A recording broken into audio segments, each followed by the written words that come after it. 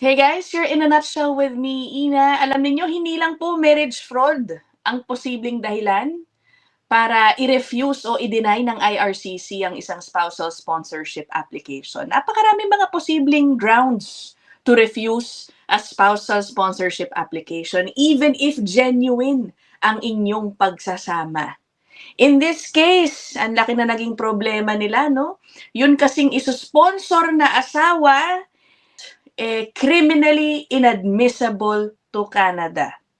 Okay? And ngayon, nakaka-total of, parang 5 times nang nare-refuse ang iba't ibang mga applications nila para lang makarating sa Canada itong asawa. No? Actually, let me clarify that. Nakarating naman na sa Canada itong asawa na isa-sponsor, pero as a visitor. Based dito sa federal court decision na ating pag-uusapan, it appears multiple times na siyang nandito sa Canada as a visitor for, I guess, long periods of time kasi they live together na nung kanyang partner. By the way, this is a gay couple. Ngayon, hindi naman po kini-question kung tunay silang nagmamahalan. No? Walang duda doon ang IRCC. Yun nga lang, ang nangyari po kasi nung hindi pa sila kinakasal, visitor pa lang itong gustong sponsor. He had a number of encounters with law enforcement.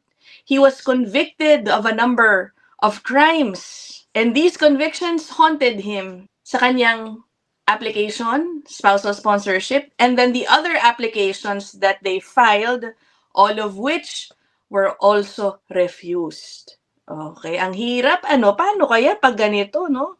O sige, puntahan na po natin ang kanilang storya. This is a federal court decision, accessible to anybody. Okay, you guys can read this yourselves. May 2025 po nilabas ang desisyon na ito. Okay?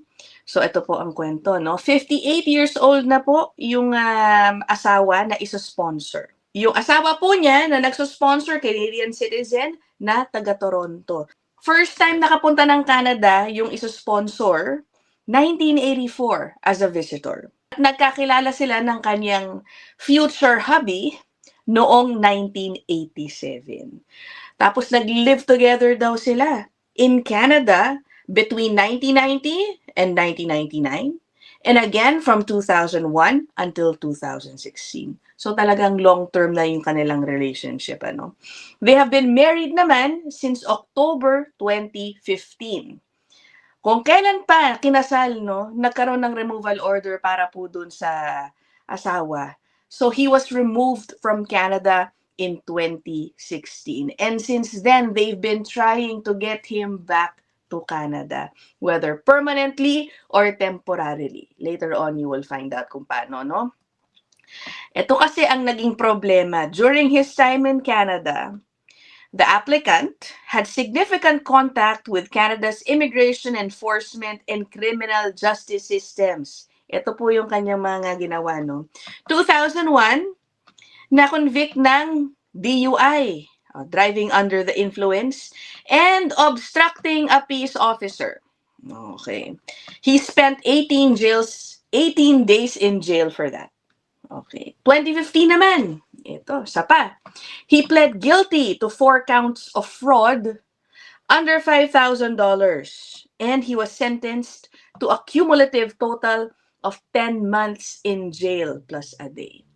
Remember guys, kung ikaw ay isang PR tapos na-convict ka ng isang krimen na ang parusa ay pagkakakulong na 6 na buwan pataas, pwede po yan maging batayan para ikansela ang inyong PR at mapaalis kayo ng Canada. In this case, so he was sentenced na nga to 10 months. Okay, maliban dyan, hindi pa siya nagtatapos, ano? The applicant also has a lengthy history with immigration enforcement, including multiple detentions, an escape from detention, kakaiba ito, no? 3 removals papuntang Guyana, and several unauthorized returns including under a false passport in 1994. Ang dami kong tanong, paano kaya niya nagawa tong mga to, no? Isipin mo, nakatatlong removals na siya papuntang Guyana. Baka nga related dyan, nakahanap siya ng paraan para makapalik dito using a false passport.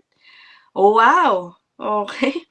So that is the situation. Tapos yung latest removal niya from Canada, Feb 2016. Oh, ito na.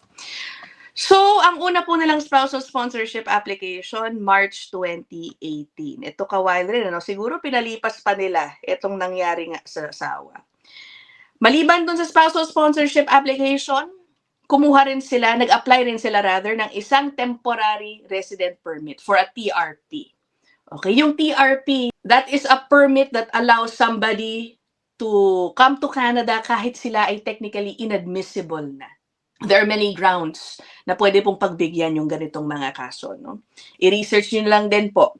Okay, so they sought in the alternative a TRP and also later applied for an ARC after learning na kailangan pala yun kung ang isang criminally inadmissible ay gustong bumalik ng Canada. Mukhang isa po yan siguro sa requirements na kakailanganin nung isa-sponsor. Na ARC is Authorization to Return to Canada. Okay. O, ito nangyari. O, in-interview daw. November 2018, several months later, yung spousal sponsorship was refused. In-interview sila at sabi, no, alam naman ng IRCC, the applicant was in a genuine same-sex relationship with Tony and that their marriage was genuine. Okay, however, nirefuse nga ang PR application under spousal sponsorship for criminal inadmissibility. Ngayon guys, mula dito, hindi na nila inapila, no? Yung mismong spousal sponsorship application. What they did was they focused on trying to get the TRP. So at that time, pending pa, no? Wala pang desisyon dun sa ARC and TRP.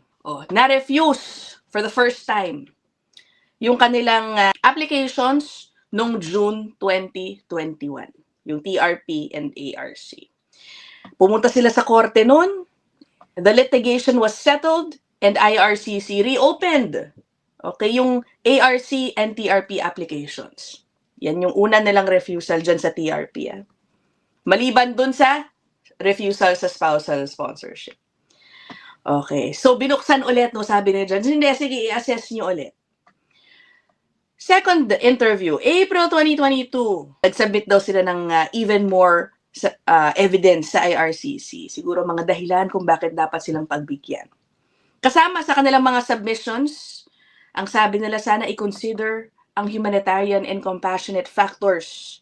Dahil matagal naman na ang kanyang mga pinagagawa, dated nature of his past offenses.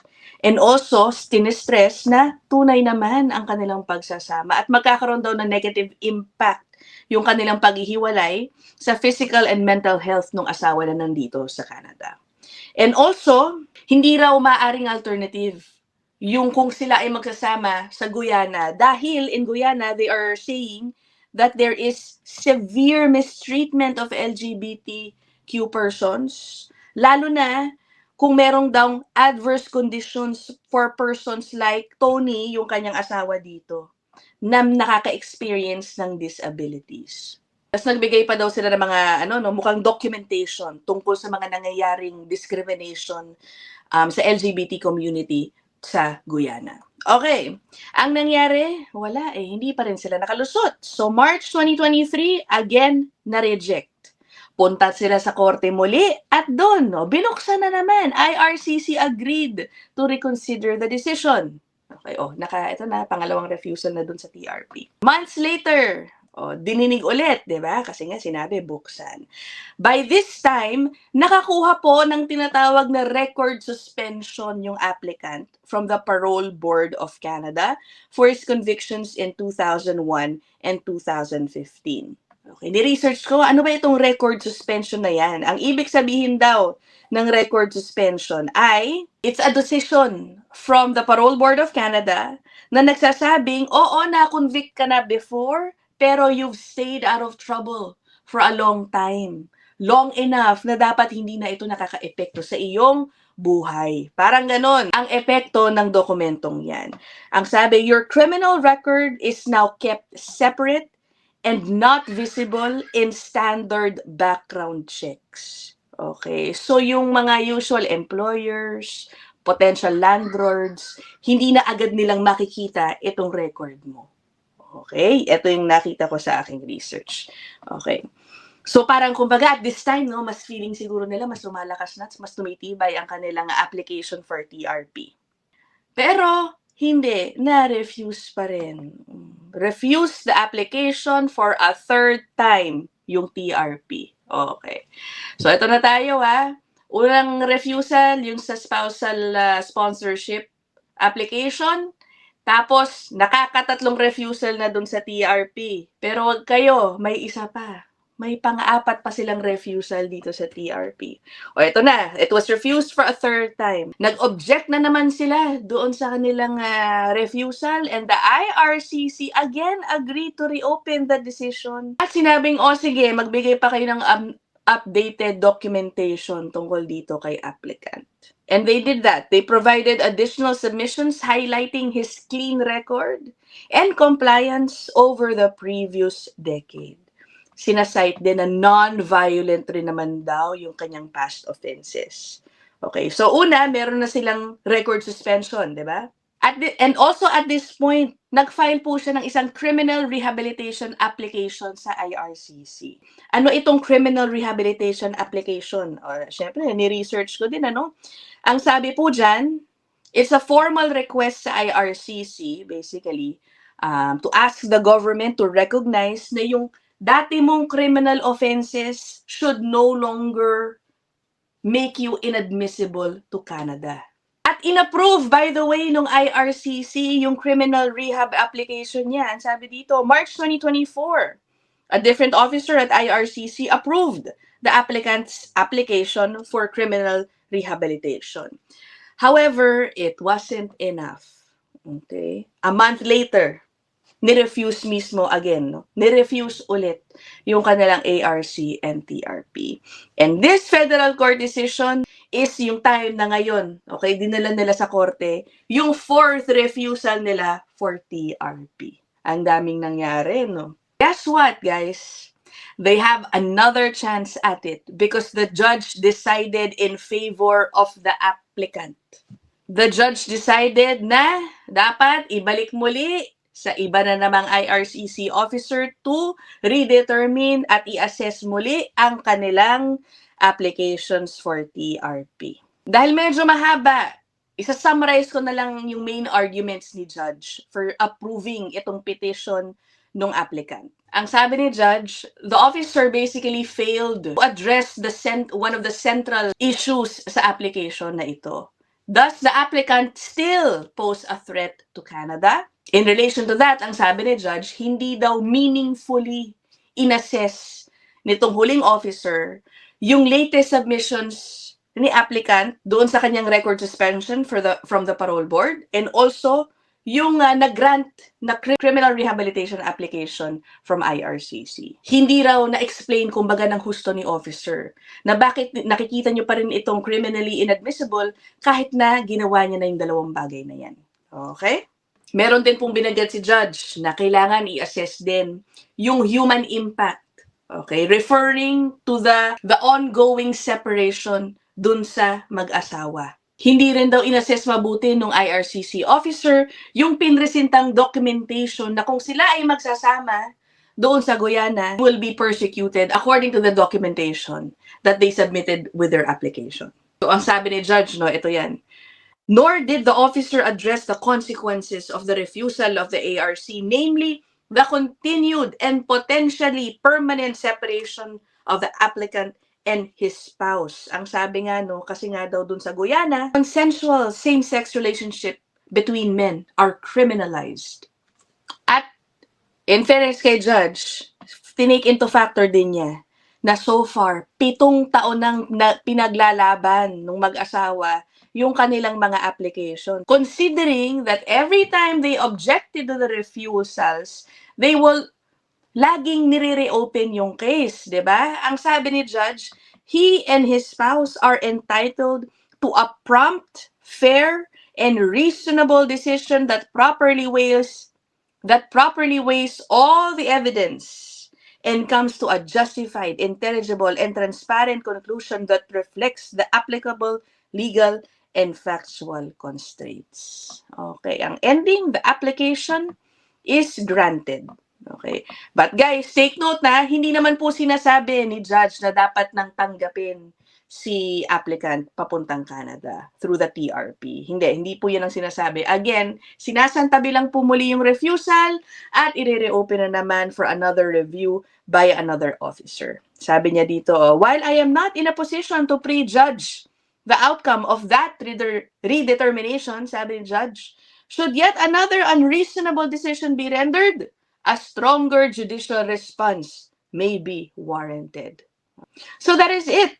Complicated, ano? Grabe. Nakailan na silang refusals, no? Pero tuloy pa rin ang laban. Ang hirap nga naman kasi napakatagal na rin nilang nasa relasyon, di ba? So this gives you an idea of what could happen if one becomes criminally inadmissible to Canada. Di ba? Okay, so let me know what you guys think. I will end this episode here. See you guys in the next one. Bye!